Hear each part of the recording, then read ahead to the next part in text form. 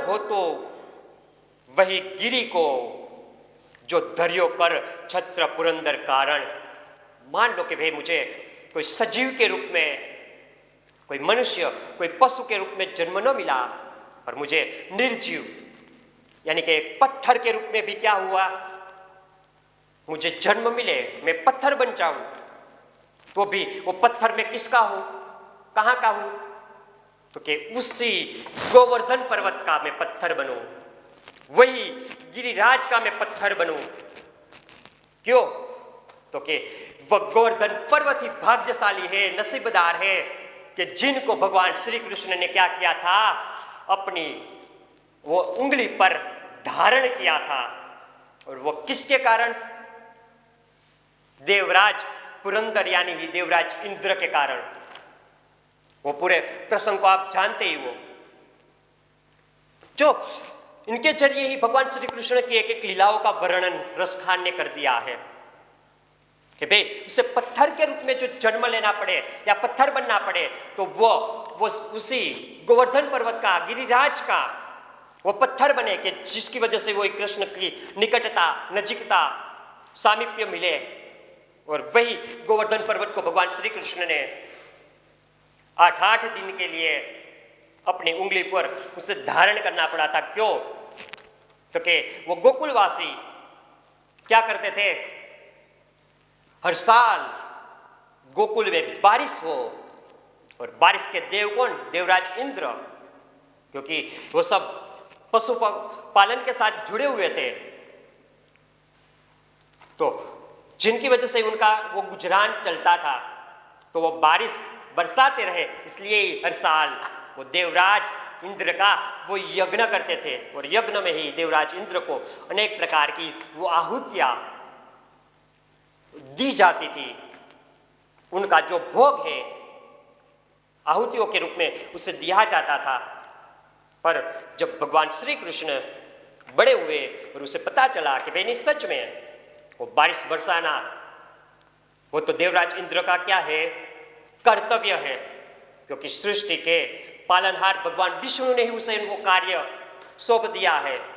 वो गोकुल पर ही नहीं, पूरी सृष्टि पर बारिश बरसाने की जिम्मेदारी है। उनके लिए अलग यज्ञ करने की जरूरत नहीं है। भगवान श्री कृष्ण ने वो यज्ञ बंद करवाया और उन्होंने वो पूजा किसकी करवाई, वो गोवर्धन पर्वत की ही, गोवर्धन गिरी की ही। क्यों, तो कि गोवर्धन पर्वत की वजह से ही हमारी सब गायें हैं, उनमें जो उग निकलते हुए घास को ही खाकर वो अपना पेट भरती है। तो हमारे लिए पूजनीय तो कौन है, प्रकृति का एक तत्व है। तो उन्होंने वो गोवर्धन पूजा करवाई, इसलिए ही हर कार्तिक सुद एकम के दिन गोवर्धन पूजा होती है ना, वो भगवान श्री कृष्ण ने शुरू करवाई थी। तो वो जब बंद हुआ, उन्हें अपने भोग के रूप में वो आहुतियां नहीं मिली, देवराज इंद्र कोपायमान हो गया, गुस्सा हो गया, और उन्होंने, हमारे यहां पर 12 प्रकार के मेघ हैं। कितने प्रकार के, 12 प्रकार के मेघ। तो 12 प्रकार के मेघ को उन्होंने आदेश दिया कि जाओ आप गोकुल पर टूट पड़ो, एक भी गोकुलवासी बचना नहीं चाहिए, और खास करके नंद का वो छोरा, जिनकी वजह से ही मेरा ये यज्ञ नहीं हुआ, मुझे मेरा वो भोग नहीं मिला। और वो गोकुल पर 12 प्रकार के मेघ बरसने लगे, बिजलियां खड़कने लगी, बादलों में आवाजें होने लगे। मान लो गोकुल पर महाभयंकर तूफान आने वाला है, ऐसी परिस्थिति निर्माण हुई। और तब जाकर सब गोकुलवासी चिंतित हो गए, कहने लगे कि कृष्ण की वजह से ही ये आज इंद्र को पायमान हो गया और हमारी ये स्थिति हुई। सब दौड़कर नंद बाबा के पास गए। नंद बाबा को भी चिंता हुई, क्योंकि वह गोकुल के राजा है, मुखिया है, और मुखिया की जिम्मेदारी है कि अपनी प्रजा का पालन करना, उनको शांति से रहने के लिए व्यवस्था करना। तब जाकर सब कृष्ण से कहने लगे, और कृष्ण ने कहा कि आप चिंता मत करो, इंद्र मुझसे बड़ा या मैं इंद्र से बड़ा। और तब जाकर वो चले गोवर्धन की ओर, गिरिराज की ओर, और गिरिराज की पूजा करके ही उन्होंने वहां पर उसे उठाया अपनी उंगली पर और सबको दिखाया कि परमेश्वर परम तत्व तो मैं हूं। और तब जाकर अपने सुदर्शन चक्र को कहा कि बस आप जो यहां पर अंधेरा छा गया है इंद्र की उस बारिश की वजह से और काले बादलों की वजह से, तो वहां पर उजाला प्रकाश तुम करो। तब जाकर सुदर्शन चक्र हाजिर हुआ और भगवान श्री कृष्ण के आदेश के अनुसार उसने वहां पर गोकुल में उजाला किया। और जो बारिश का पानी है वो तो ऊपर से बह चुका है, तो पूरे गोकुल में वो पानी इतना है कि मान लो पूरा गोकुल क्या हो जाए, उसमें डूब जाए। तभी जाकर उसने अपने शेषनाग को कहा, आदेश दिया कि आप क्या हो जाओ, इनके गिरिराज के इन आसपास में ऐसे ही अपना वो चक्कर लगा लो, जिनकी वजह से वो इंद्र के द्वारा बरसाए हुए मेघ का पानी कोई गोकुलवासी को छू भी न सके। और ऐसे ही अद्भुत लीला भगवान श्री कृष्ण ने वो की, उनका वर्णन यहाँ पर वो किया। यानी कि देवराज इंद्र की वजह से ही भगवान श्री कृष्ण को वो गिरिधर पर्वत उठाना पड़ा था। और वो कितने दिन? 8 दिन। हमारे यहाँ पर ठाकुर जी को 56 भोग लगता है ना, वो किस लिए लगता है?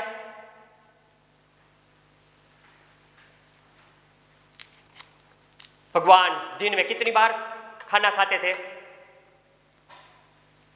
7 बार। कितनी बार?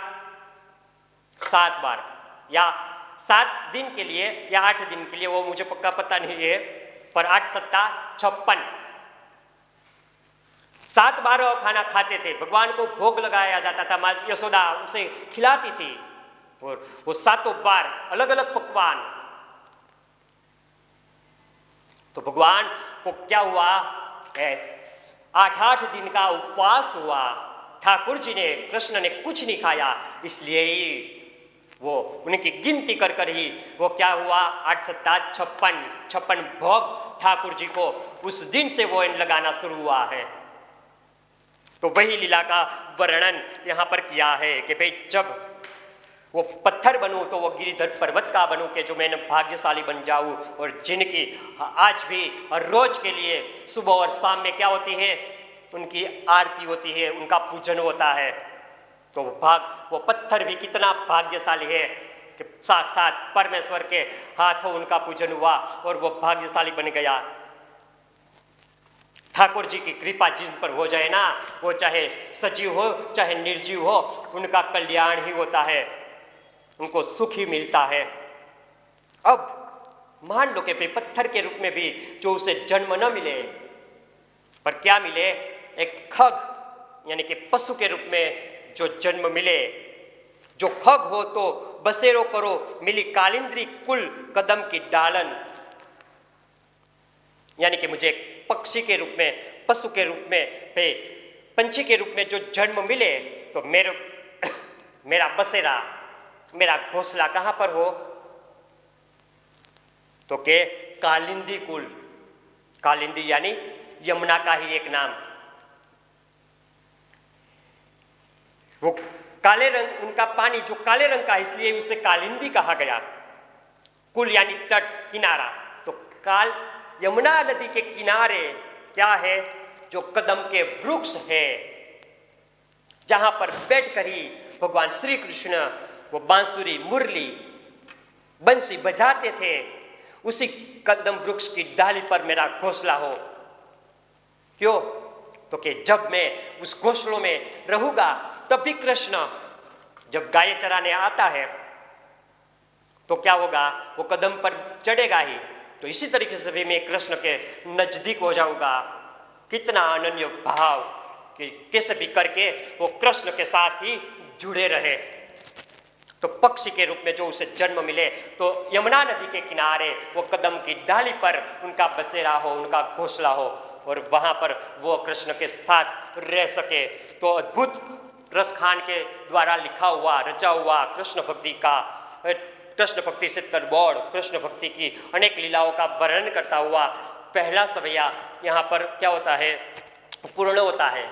उनके साथ साथ हमारे लेक्चर का भी बहुत ज़्यादा वक्त हो चुका है, तो हमारे इस रसगान कवि के जो 3 सवैये शेष रह चुके हैं वो क्या करेंगे, हम आगे के लेक्चर में इसी तरीके से उनका रसपान करेंगे। तो हमारा लेक्चर है यहाँ रखते हैं। अस्तु।